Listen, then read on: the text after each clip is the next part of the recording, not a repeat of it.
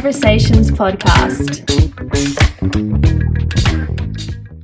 Welcome to Conversations podcast. Today it is my great pleasure to welcome Shadow Toke, who is undertaking a PhD. Shadow is also a very experienced interpreter. Her home language is Segor Karen. Shadow is a busy lady. She's at the Department of General Practice and Primary Care at the University of Melbourne. She is also at the Refugee and Mental Health Research Centre, which is part of the Murdoch Children's Research Institute. And you're doing your PhD. How do you juggle all these jobs? I try my best. So I'm actually in the refugee and migrant health program, and I started about I think back in 2019 as a community researcher. Fell in love with research and the process of research and working with my communities as well. So I continued the topic of refugee health, and now I'm undertaking my PhD to be able to do much more work for my community and other refugee and migrant health. I'm sure that whatever your findings will actually be of great interest to other refugee communities as well. And I know we're also going to talk about the fact that it's sometimes very difficult to unpack certain terminology. I'm jumping ahead, but we won't go there yet. And that, of course, goes for a lot of people who speak refugee languages, who may have spent a long time in refugee camps and have not had the opportunity to go through the education system with their home language as the language of instruction. But it may also go for people who speak Pacific languages, where also there's a lack of medical terminology. And I know that for New Zealand Sign Language, a couple of years ago, I was told there's only about 40 signs, acknowledged, accepted signs for medical terms in New Zealand Sign Language. So we'll get to that. So I'm sure that whatever your findings are, they'll be of great interest to a great many communities. But of course, the trigger was actually wanting to help your own community. I understand that. Yeah, and especially doing interpreting for about 7 years now, there's so much that our community needs more help with in terms of improving our health and building our lives here. And my topic focuses on women's maternity care. And it's so important. I won't go too much into it, but it's just a great area of need, and we need women's voices, we need interpreters' voices to be leading this kind of research and this kind of work. Yeah, I think it's a very important topic. Have you thought of a title yet, or are you still changing it? I know that these things can change until you've completed. Yeah, it might change. So we actually worked with the women and also the community leaders as well, and we formed a community advisory group, and we have come up with a title. It's Maternity Care for Karen Mothers. That's our project title, and the longer research title or question is what works to enable trauma-informed and culturally safe maternity care for Karen women of refugee background from the perspectives of women, the interpreters, and their care providers. It's a very good comprehensive title, because I know with PhD thesis you just have to try and capture everything that you're doing. That's fantastic. That's right. Yeah. Now, you probably know, well, you may not know, that's okay too.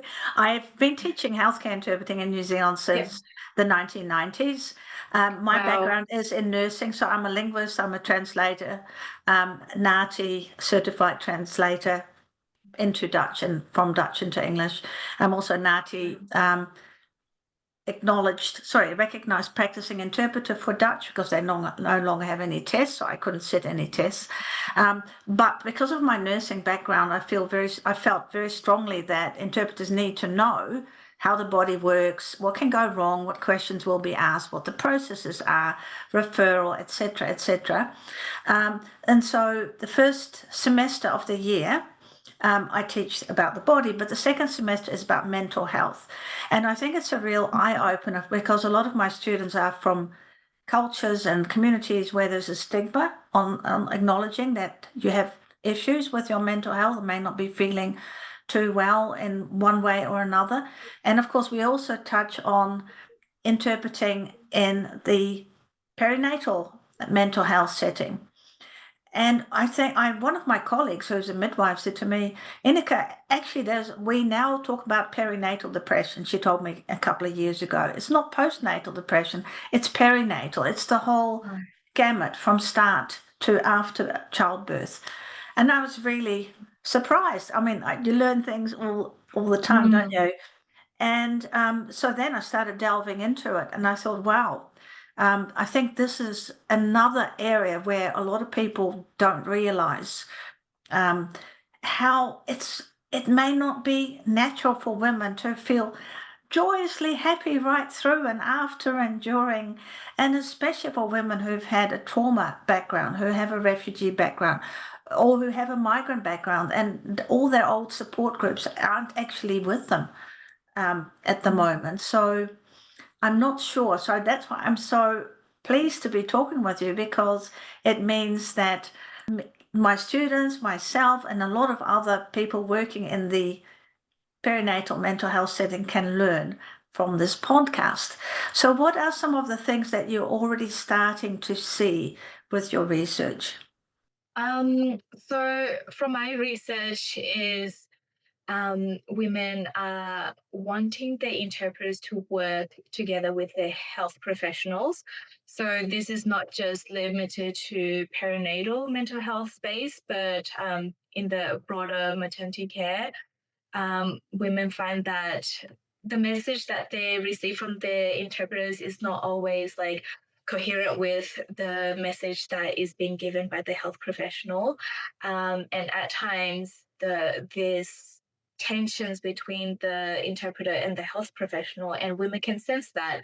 And they can sense that the interpreters are not on the same page.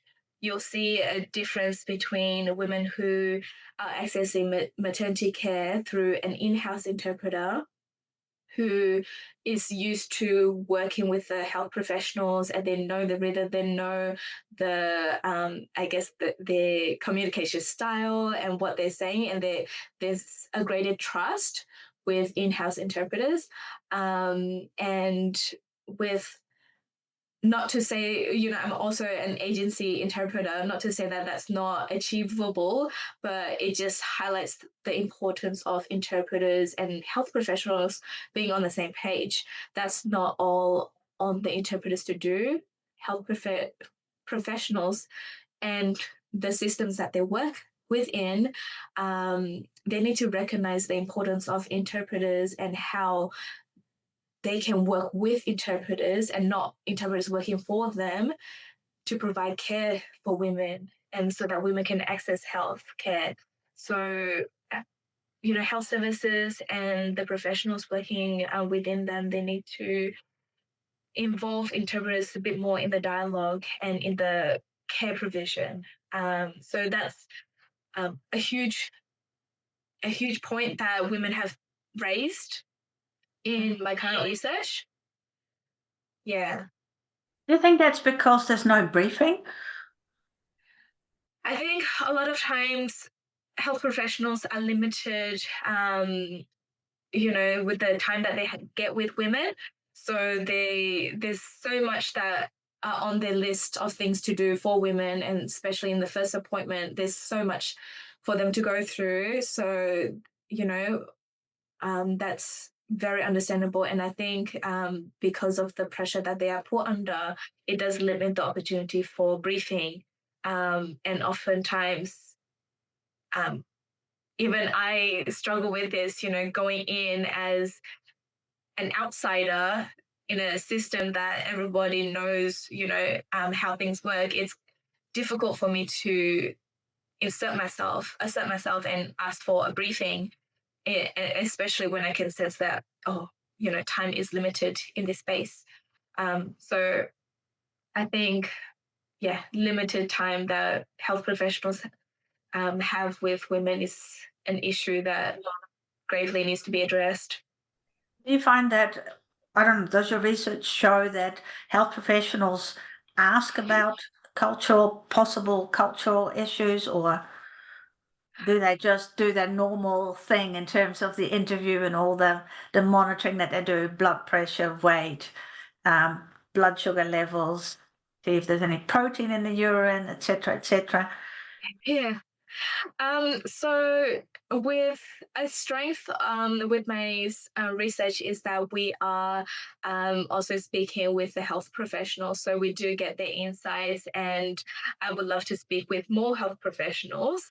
At this stage, with the current interviews that I have completed, health professionals who have a wider experience with working with women of diverse background have a greater understanding of the cultural nuances that might play as factors in women's care, whether they share an understanding of speaking another language, or they just have a really wide experience with providing care for Korean women or women of diverse backgrounds. And they are used to working with interpreters. I think there is a huge difference looking at women who looking at health professionals who have this range of experiences. Yeah, for sure.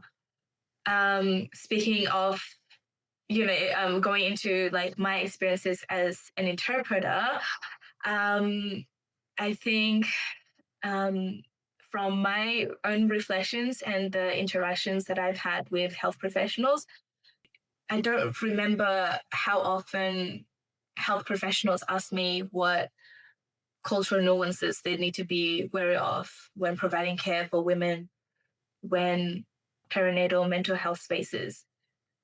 There's not a lot of those kind of like opportunities that I get to share and speak about how our communities view mental health and whether their approach to care is safe for the women to be receiving. And at times I feel stuck as an interpreter. I don't have a voice, although I am their voices. I can't say too much about what I think or how I think they should approach asking these questions or these care. I think in spaces where where professionals are working in the mental health spaces, and it's just purely just mental health, not perinatal care or anything,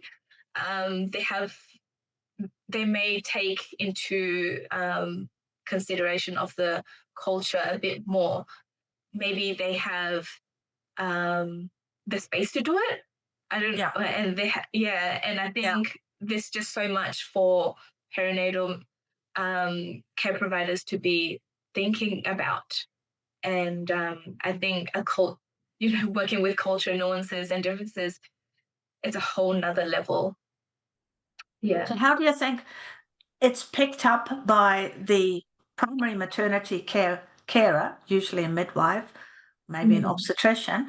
How do you think they pick up on the fact that there may be perinatal mental health issues? That's a good question.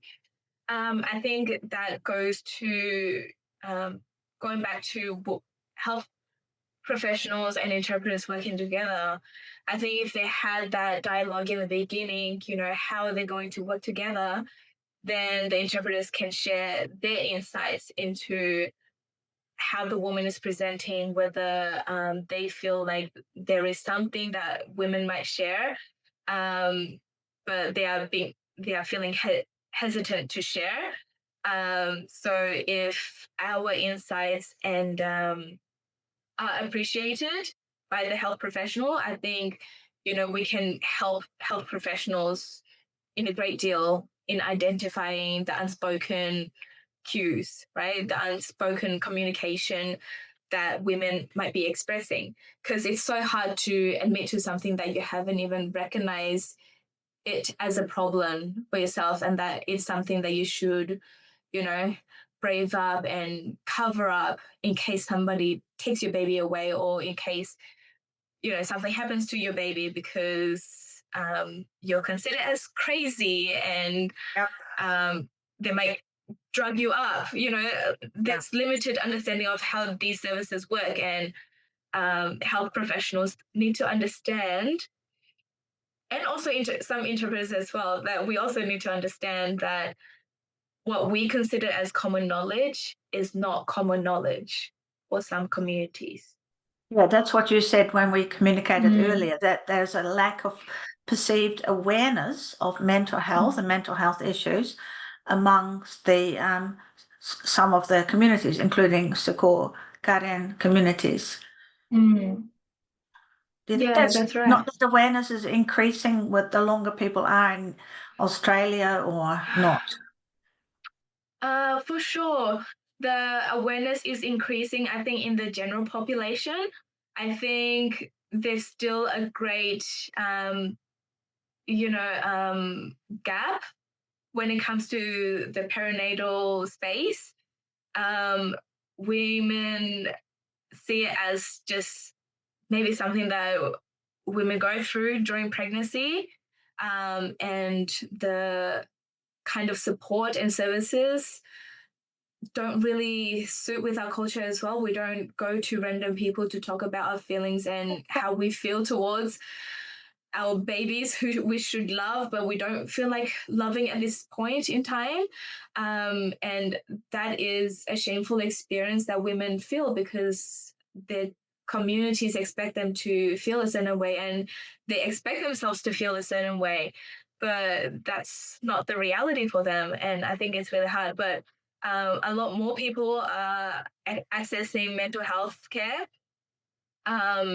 When I interpret in these spaces, it's a lot of times people are there and they say, "Oh, I don't know what to say. I don't know what to talk about," and it's always the health professional.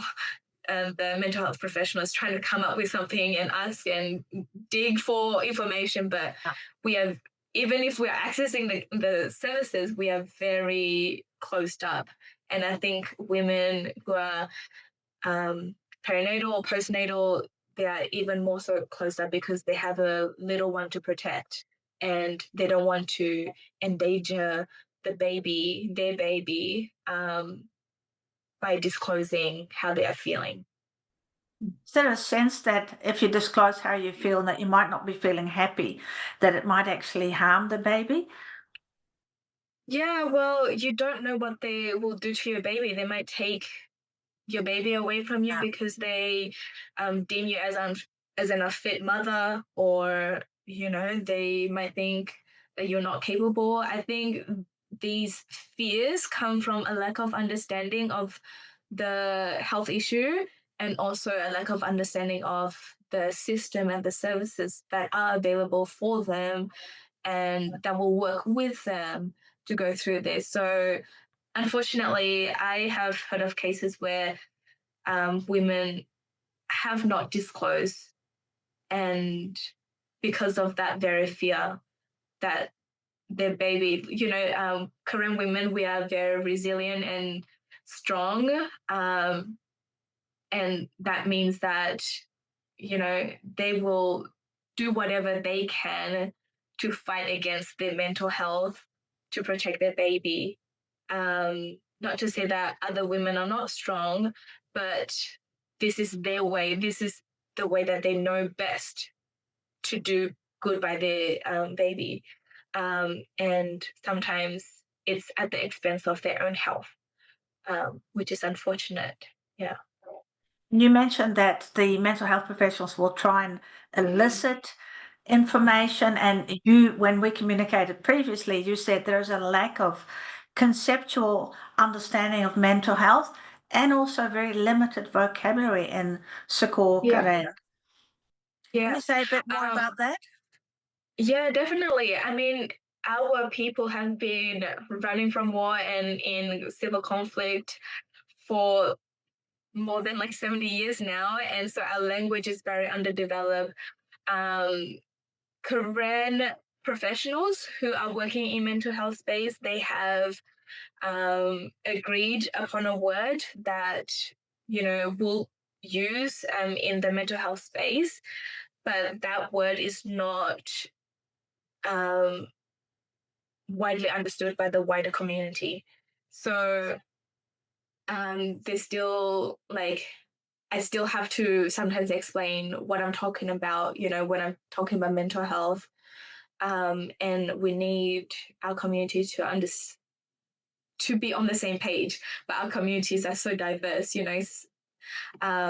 depending on which part of Myanmar you are from, or which part of which refugee camp you grew up in or settled in. So all of that plays into a factor, and it makes our job as interpreters challenging. But that the lack of understanding what these terminologies mean in Karen limits women from truly expressing how they are really feeling. And also for the interpreters as well, how do they use the words that women are using, and how do they relay that and still capture the weight of what women are saying, and how do they accurately relay that in English, and vice versa as well. When we are talking about mental health and depression, it's not just about being sad, but it's all of these other symptoms and factors and these different layers as well. And our word for mental health is the same word that we might use for the heart, and it gets confused. Yeah, it gets confusing when people don't understand the difference between the physical heart and then the heart of the mind. Yeah, so it just makes it very challenging. And even if there is the right word that I may have, right, that I can use, the communities may not understand. So how do I work around that? It's not about me directly translating the word, but it's about me clearly communicating what is being said. I was smiling when you said that about the heart, because that is actually true for a number of languages. And I remember an Arabic-speaking interpreter many years ago saying to me that she was interpreting for someone who had mental health issues, who was depressed, and the lady said to the doctor, "My heart is pain." And the interpreter said, "My heart is pain." And so immediately they whipped this lady out to have some, an ECG, and put her on a treadmill, an exercise tolerance test, and all that sort of stuff. Whereas in fact, and I think this is quite common. In fact, she just wanted to express that she was heartbroken. And we say heartbroken in English, right? And it doesn't mean that our physical heart is broken, but that we are very sad. Yeah, exactly. And sometimes the emotions that we feel can present as physical symptoms. So she might physically feel pain in her chest here, because when you are so sad, you feel pain here, which is, and then when you're working across languages and with limited vocabulary, definitely, definitely a huge confusion, and leading to miscommunication. Yeah, well. Different types of Karen too, because I remember having to organise an exam for someone who spoke Kaya Karen, and I'd never heard of Kaya Karen. I know there's Sukor Karen and Chang Karen, and now Kaya Karen, and there's probably a lot more types of. And she said it wasn't mutually understandable at all with other variants of Karen. That's right. I had to interpret for one lady. She understands my dialect, Sukor Karen, but she speaks Karen. So her husband is sitting next to her and he's translating, he's interpreting what she's saying to me and then I to the doctor. So it's, yeah, she understood me, but I couldn't understand her. Yeah, it was Like an relay interesting one. interpreting. Yeah, exactly. And then, with the limited time that health professionals have with patients, that triples the time that we need, right? Yeah, Yeah. that's exactly right. So it's very interesting what you said, because I think the same goes for New Zealand Sign Language. Apparently, because people, New Zealand's a lot smaller than Australia, obviously, but people live in different regions of New Zealand. They have developed their own signs for whatever's wrong with them. And then the interpreter has to understand their idiolect, I would call it an idiolect, so their own individual sign. And the interpreter also has to try and unpack what the doctor is saying in English into sign language. And so usually in sign language, what they will do is, and this is not a language that I know, but I know that interpreters will say, you know this? So they ask what the starting point of knowledge is, and then they continue on that. So there's two aspects to this. Is the interpreters needing to really be familiar with the mental health terms so that they can unpack them into the patient's language, the mum's language, and also the patient using their own way of describing what they're feeling, and the interpreter then having to try and interpret that into English. So there's those two. It's very interesting. And And sorry to cut you off. And I think it also, like, another added layer is choosing the right words in English so that it that carries the weight of the issue. So it's not just saying, oh, I'm feeling sad, but it's like, hey, this might be, I'm feeling like having low moods or depressed moods. And I think it's such a challenge for interpreters to be, you know, facing in such like limited time, and we are under time pressure ourselves as well with bookings and all that. So yeah. Interpret all the associations that someone may have with a word. Like I remember, and this is a silly example, my language is a lot more direct than English. So I said at one day to someone who had some very disappointing news for me. They hadn't done what they were supposed to be doing. So I said, I'm really angry about that. And I just about fainted, because in English you're supposed to say, I'm a bit annoyed about that. Or maybe upset, but certainly not angry. And I thought, oh my goodness, it's got like that word angry in Dutch doesn't have that weight. It's just what you say. But so it just goes to show that a straight translation, even if you look in a dictionary, angry is angry or boos is angry, but it's got a different weight, as you said. So in English, it's a much heavier word. And some words in one language, like you said, it's not as weighted in another language.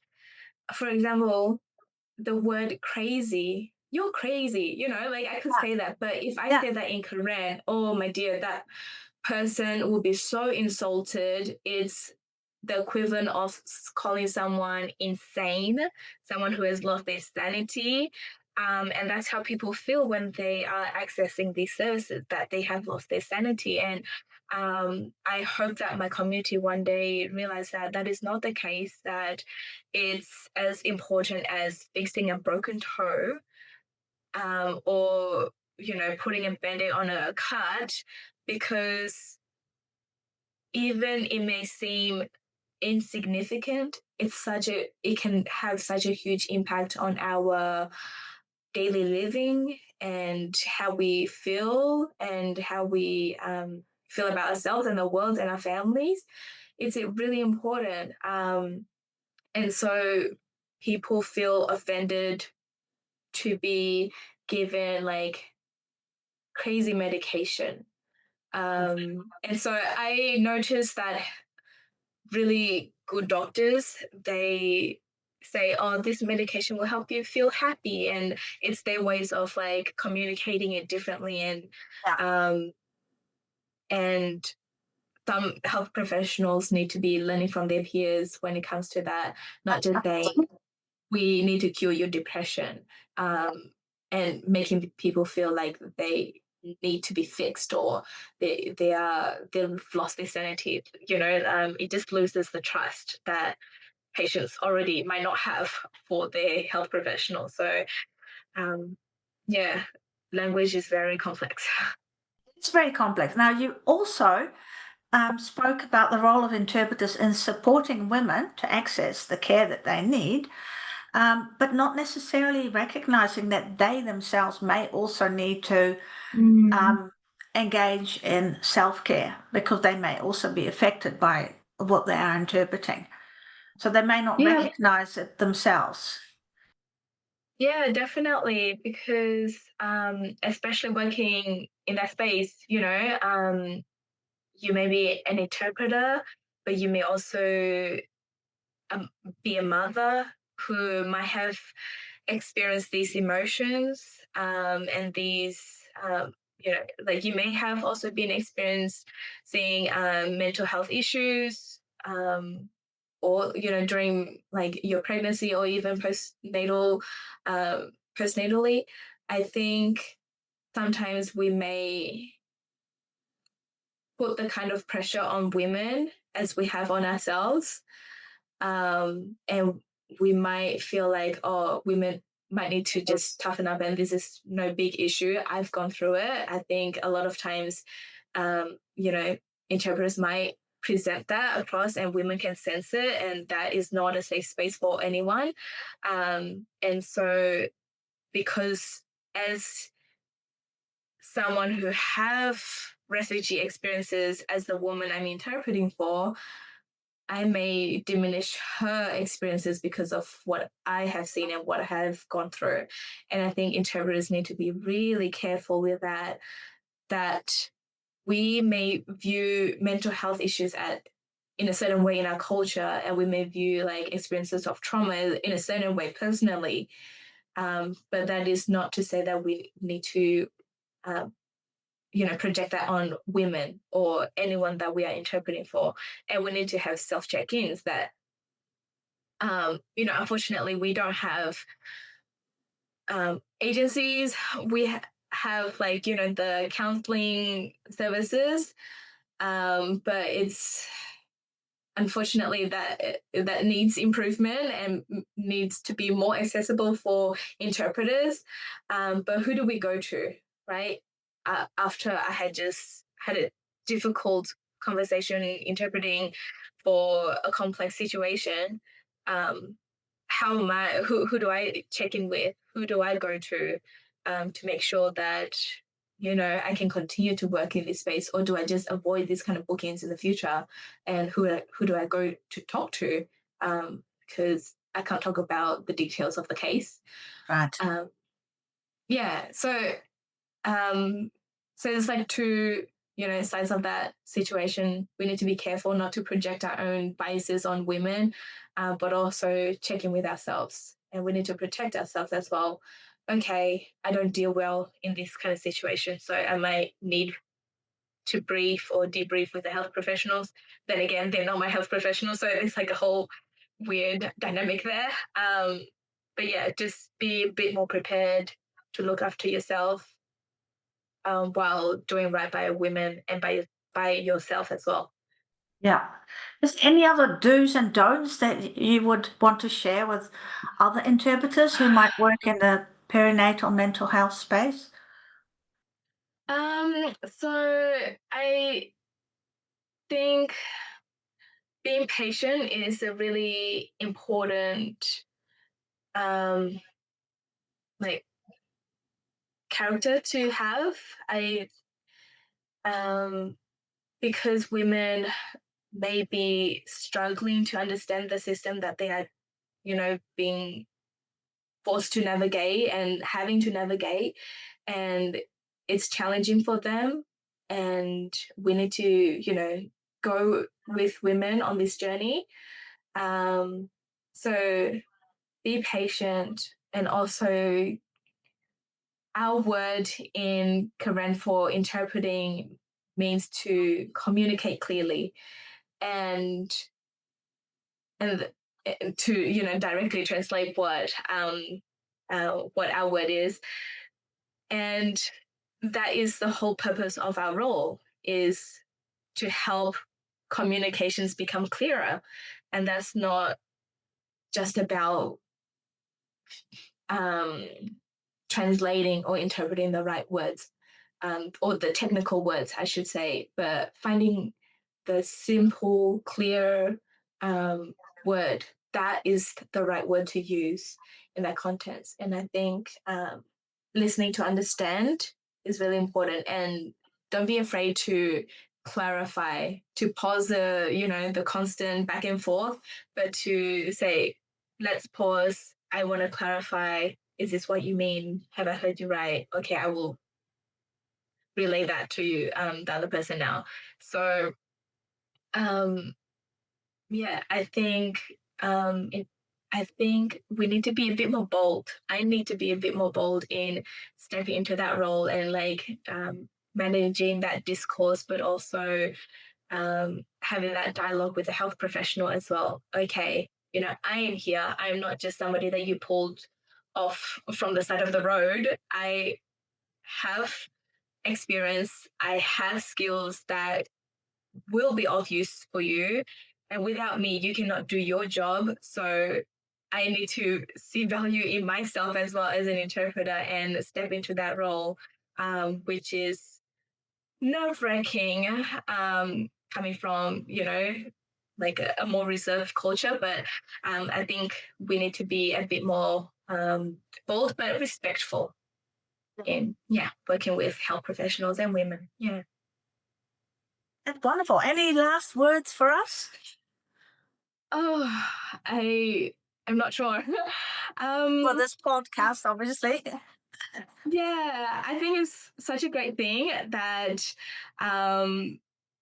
what you guys are doing in involving and including interpreters' voices. I think it's a gap that we need to fill more in academia and literature, that we need to include the voices of interpreters, because we have the insights into both worlds. When we're sitting there in the consultation, we understand what both parties are saying, and we are the key. So interpreters are important, and I want us as interpreters to recognize that, and I want health professionals and services and the communities to realize the importance of interpreters, and so that not to toot our own horns, but to work together, and see the value in each other. I think that's when we will work best, and that's when we will enable trauma-informed and culturally safe care for women who are accessing maternity care, or women who are accessing perinatal mental health care, or any